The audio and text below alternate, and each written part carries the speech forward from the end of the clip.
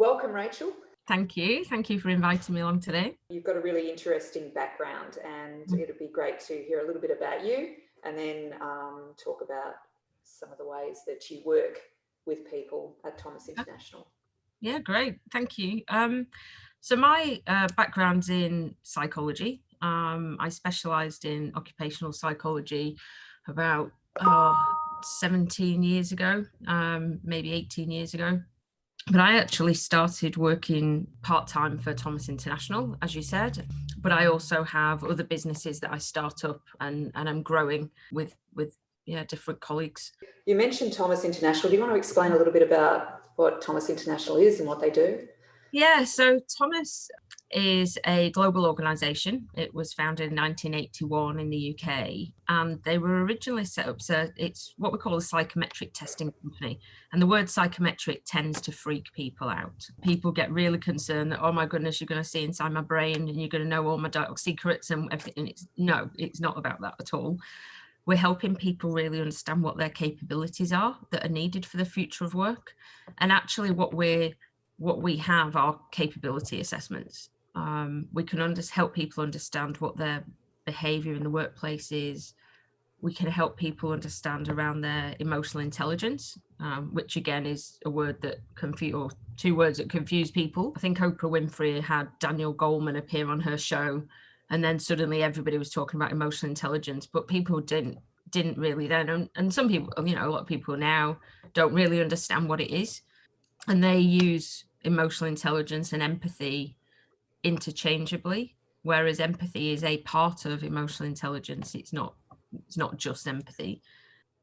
And then you've got personality and behavior assessments and the high potential trait indicator, which there are no right or wrong answers.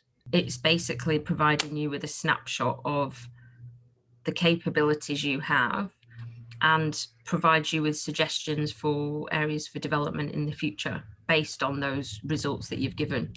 And development can be harnessing your strengths and just improving on them, or it can be areas for development that actually may be holding you back from success. Thomas did a study on women in business and actually compared males and females on two of our assessments. So they used the HPTI, which is the high potential trait indicator, and the TQ, which is emotional intelligence. And some of the results, I have to say, were not that surprising, that, women tend to be more curious than men, for example. Some people call it nosy. We need to really harness the curiosity. And actually, people underestimate how successful women are in innovation, for example, and coming up with new ideas and being creative.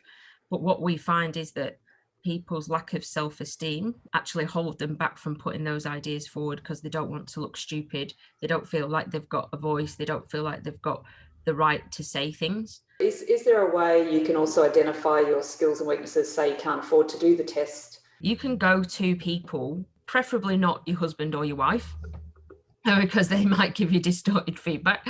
But you can go to people that you've worked with and actually ask them for feedback. And sometimes it's better to send an email just with a list of questions and say, actually, I really want you to be honest, because I'm doing this as part of my personal development plan. People are often more honest if they think it's anonymous, and there are different ways of doing that. You can send out a Survey Monkey, for example, which is free to set up, and you can send out your own survey and just gather the information. So you would ask people questions such as, what strengths have you seen me demonstrate in my job, or how have you found working with me? What do you feel are some of my areas of strength, or have you seen any areas, if I was to improve an area, what would you recommend that might be? Or if I was to become really successful, is there an area you would suggest that I focus on in the future? And actually asking people for that feedback is free. Obviously it's their time is involved. So, asking customers, suppliers, peers, people who've worked with you in different environments. And you would want to gather between sort of 6 and 10 responses, I'd say.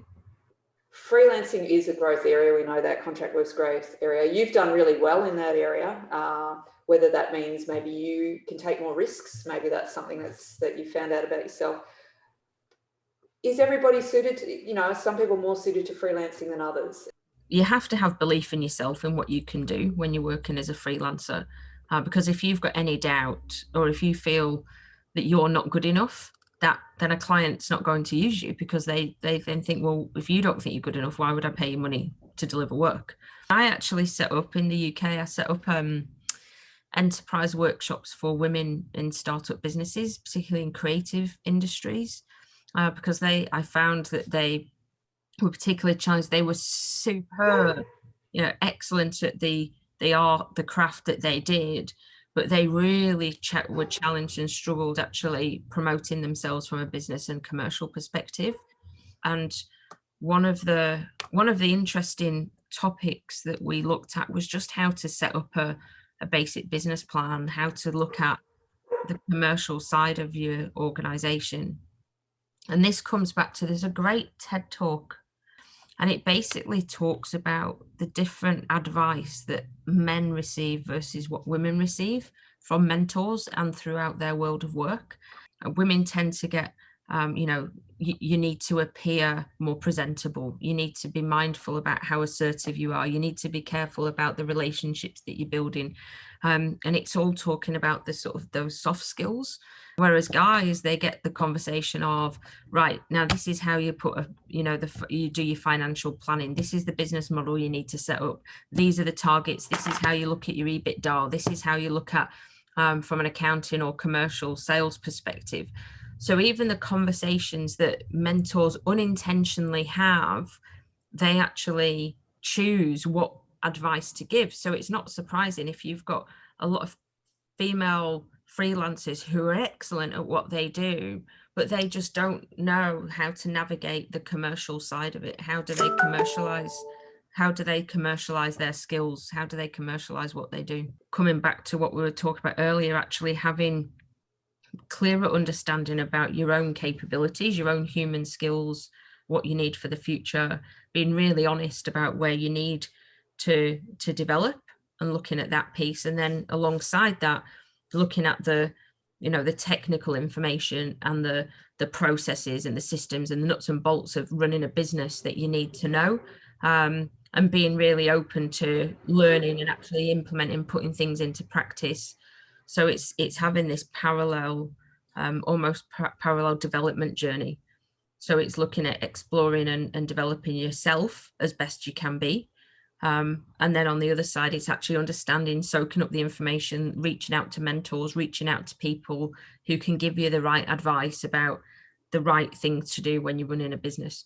And I always say, when you start working for yourself, it's like climbing the Himalayas in flip-flops or jangles or thongs or whatever the term is. It's like, but then gradually it actually becomes less of a mountain range and more of rolling hills, and it actually becomes more enjoyable. But if you think that things automatically land on your plate and things are automatic, jobs are going to fall out of the sky, that you're going to be really disappointed, because it doesn't happen like that. And even if you have a really successful run for a few years, there always comes a time where you might look into the future and you've got an empty calendar, an empty diary, and you need to dig in, be resilient and think, actually, what can I do differently? And that's I think where, if you've got nothing to lose, that can be a positive starting point. But then at the same time, where you keep going, you think, actually, I've got everything to gain by keeping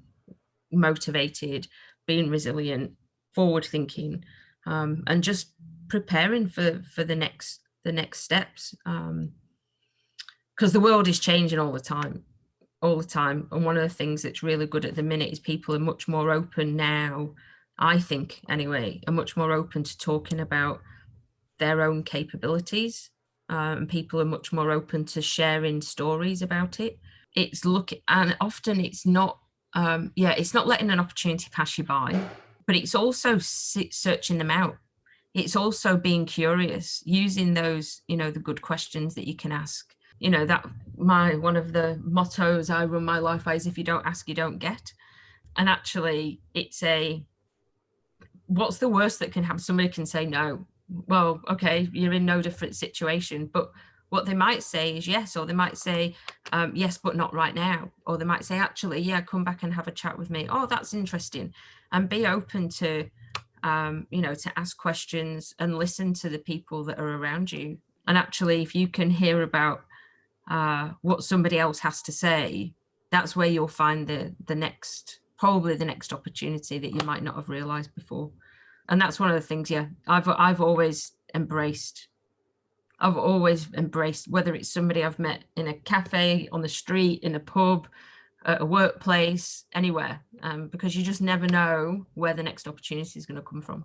So you'd rate very high on the curiosity, I imagine, when you did the test. It's absolutely off the chart. Yeah. Curiosity and creativity, mine are, yeah, absolutely. I think they're on a different, I think it might even be a different test. You got your own little Rachel Atkins test. Yeah, I'm on an island somewhere. So. Well, I really appreciate your time in talking, and it's been a fascinating conversation, and there's plenty more I imagine we could talk about. So if people want to get in touch with you, what's the best place to find you? Find me on LinkedIn, Rachel Atkins, and then you'll see Thomas International. That's probably the best place. Yeah. Great. And you're open to people to connecting and asking you some questions? Absolutely. Yeah, I'm more than happy to help if I can support anybody in their world of work and their venture. I'm more than happy to help.